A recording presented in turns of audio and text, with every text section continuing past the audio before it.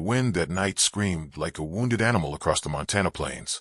It clawed at the walls of Silver Creek Ranch, rattled the shutters, and howled through the chimney as if the ghosts of the West themselves were begging to be let inside. The rain came next, sharp, merciless, and cold, soaking the earth until the prairie turned to mud. Inside the cabin, Jacob Miles stood by the fire, his tall frame lit by orange light that danced across his weather-beaten face. He was a man made of silence, rough hands, steel-gray eyes, and a heart turned to stone. Once, this ranch had echoed with laughter, with the sound of a woman's voice singing softly as she cooked by the window. But that was before Clara, his wife, was laid beneath the lone oak on the hill. Since that day, Jacob had learned to live with emptiness. No family, no neighbors close enough to call friends. Just land, cattle, and memories that refused to fade. He'd thought storms couldn't touch him anymore. He was wrong, because that night, just as lightning split the dark sky in two, came a sound he hadn't heard in years. A knock. 3 hard, desperate knocks on his front door. Jacob turned slowly, heart thudding once, twice. No one came out this far. Not at this hour. Not in this weather. He grabbed the rifle leaning by the mantel and moved to the door. "Who's there?" The answer came, not in words, but in the shiver of a woman's voice. "Please help us." Jacob hesitated, then pulled the door open. 3 women stood there, drenched and shaking, their faces half hidden beneath soaked bonnets. Rain streamed from their hair, mud clung to their skirts. Behind them, a wagon wheel lay broken in the mud, a horse collapsed beside it.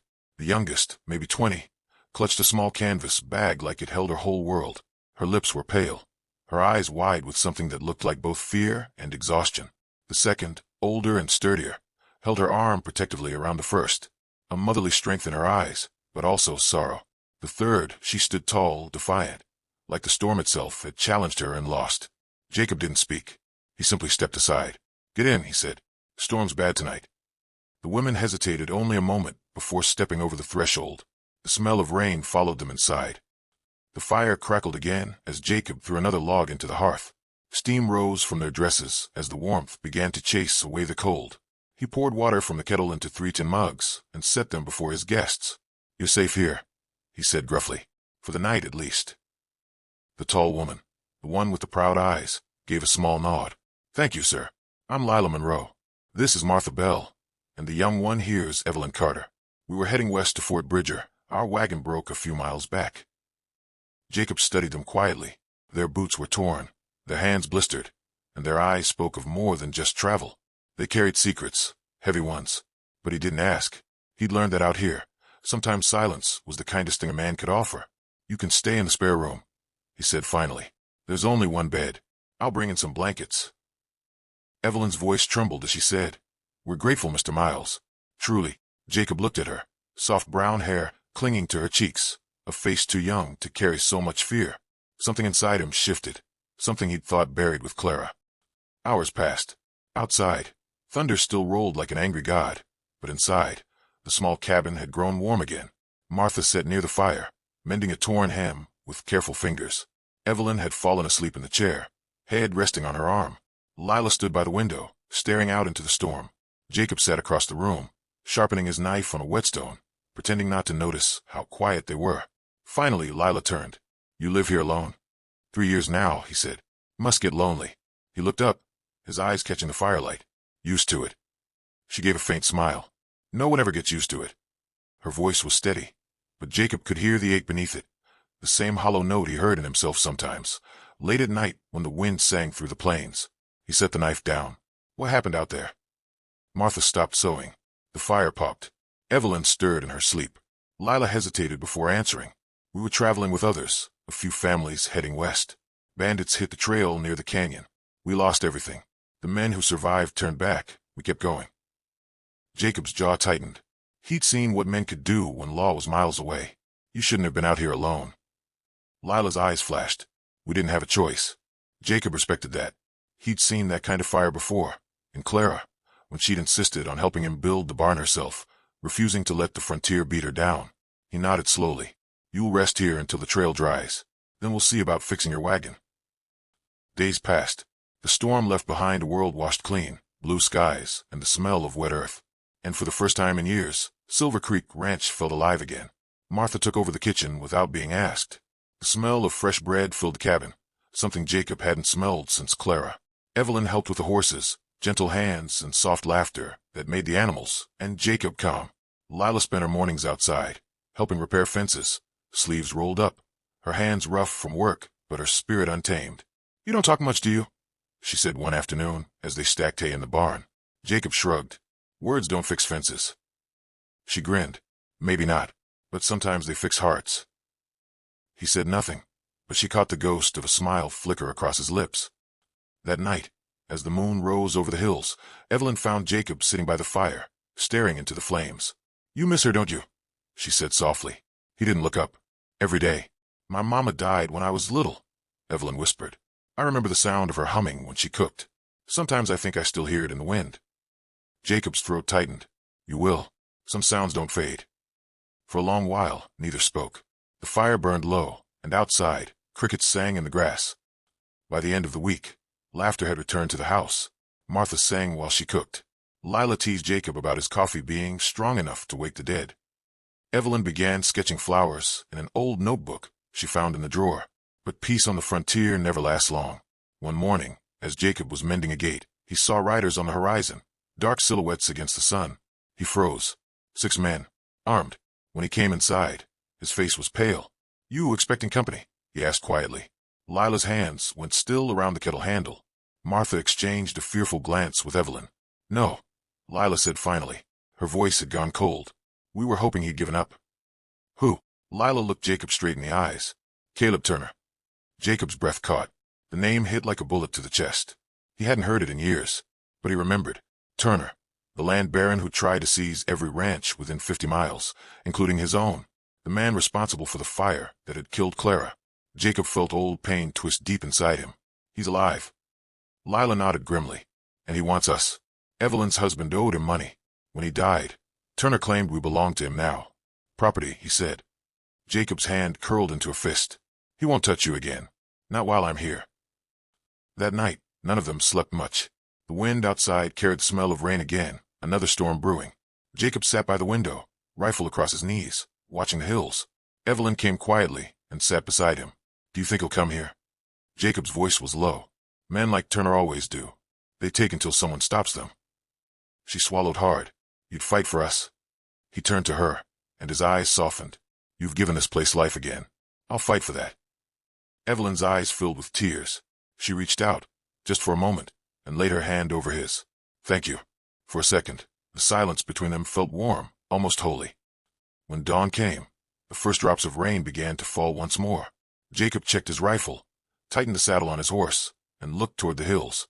He knew this wouldn't just be about protecting the women. It was about ending a ghost story, his own. Before he rode out, Lila stepped onto the porch, revolver in hand. "You're not going alone," she said. He hesitated. "You're not a fighter." She smirked. "You haven't seen me angry." And beneath the gray morning sky, 2 souls scarred by loss prepared for a reckoning that would decide more than their fates. It would decide whether Silver Creek Ranch would ever know peace again. The rain began to pour, and thunder rolled far away. But Jacob Miles didn't flinch, because this time, the storm had come to the wrong man's door. The sky turned iron gray before sunrise. Rain whispered across the plains, soft at first, then stronger, as if heaven itself was warning what was coming. Jacob Miles stood by the barn door, tightening the strap on his rifle. The air smelled of wet dust and fear. Behind him, Lila Monroe stepped out, her coat pulled tight, revolver holstered at her side. "You sure about this?" she asked. Jacob's jaw set firm. "Turner took my land once. Took my wife. He doesn't get to take anything else." Her eyes softened. "You're not the only one with something to lose." "I know." The way he said it, quiet, steady, made Lila's chest ache. She had seen men fight before, but there was something different about Jacob. He wasn't fighting for pride or revenge anymore.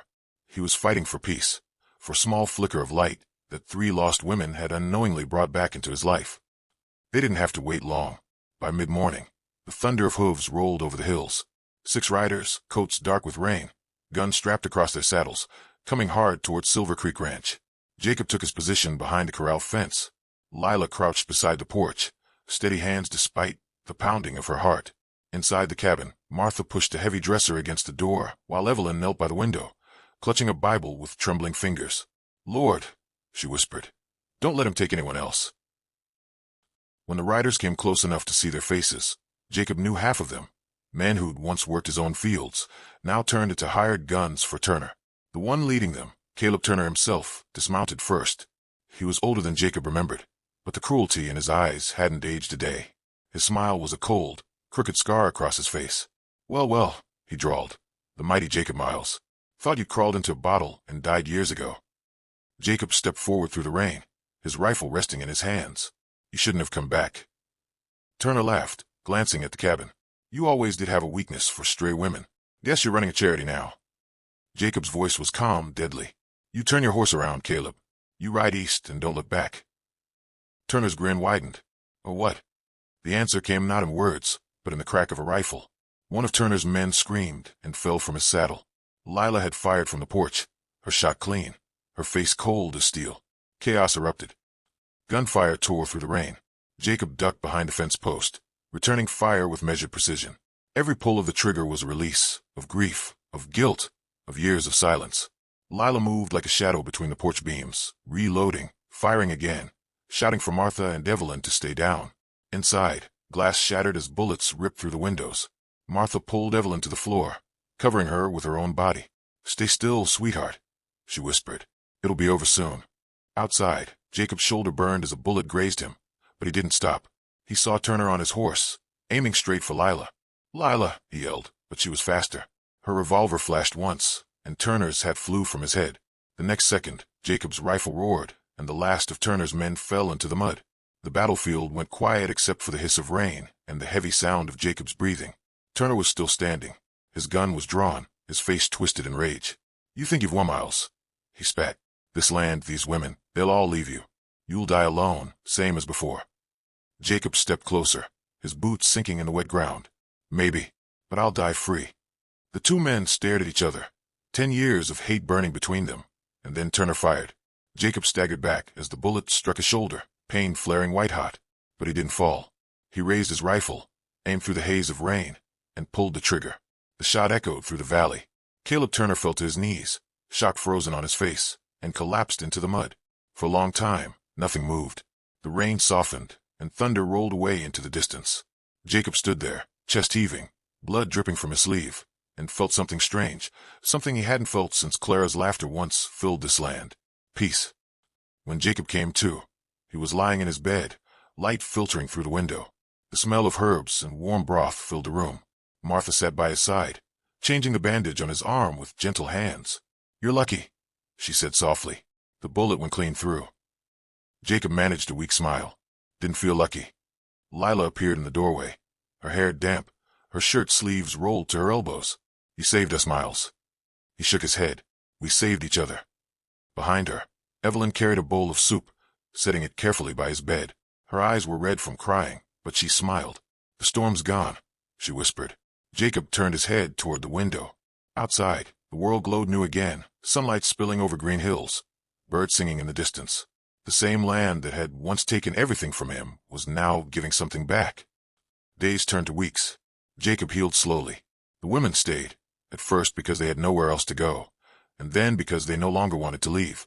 Martha turned the cabin into a home again, her laughter filling the mornings as she baked and sang. Evelyn taught the nearby children how to read, her gentle spirit softening every heart she met. And Lila, she worked beside Jacob every day, mending fences, branding cattle, arguing about feed prices, and sometimes falling silent when words weren't enough. One evening, as the sky burned gold over the prairie, Jacob found her by the stable, brushing down the horse. "You planning to stay long?" he asked. Lila smiled faintly. "You tired of the company already?" "Never said that." She looked at him, really looked.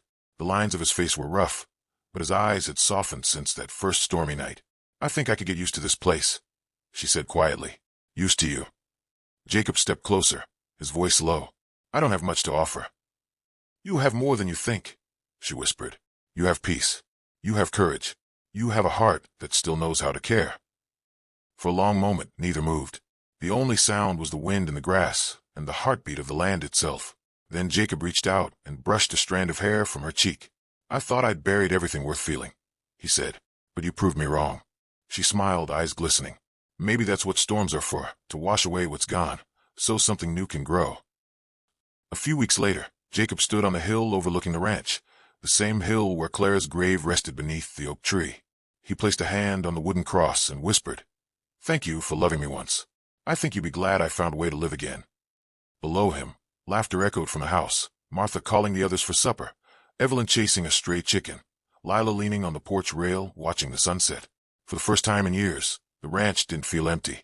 It felt alive. That night, they ate together by the fire. The air smelled of stew and bread, and rain tapped softly on the roof. A gentler kind of storm this time. Evelyn looked around the table. "You know," she said shyly, "I think we're family now." Martha chuckled. About time someone said it out loud. Lila's gaze found Jacob's across the flickering light. "To family," she said, raising her cup. Jacob lifted his as well. "To second chances." They drank, and in that moment, the shadows of their pasts finally faded. The next morning, dawn painted the plains in gold and rose. Jacob stepped outside, the cold air filling his lungs. He looked out over Silver Creek Ranch, the fences repaired, the cattle grazing, the sound of laughter drifting from the house, and smiled. Lila joined him, wrapping her shawl tighter around her shoulders. "Beautiful morning." He nodded. "It is." She tilted her head, teasing. "Think you'll ever get used to having people around again?" Jacob chuckled softly. "I think I already have." They stood there in silence as the sun climbed higher, washing the land in light. The storm that had once brought fear and darkness had, in the end, brought life and love back to Silver Creek. And somewhere deep inside, Jacob Miles finally understood. Sometimes the West didn't take everything away. Sometimes, if you were lucky enough to survive the storm, it gave you everything you'd ever needed.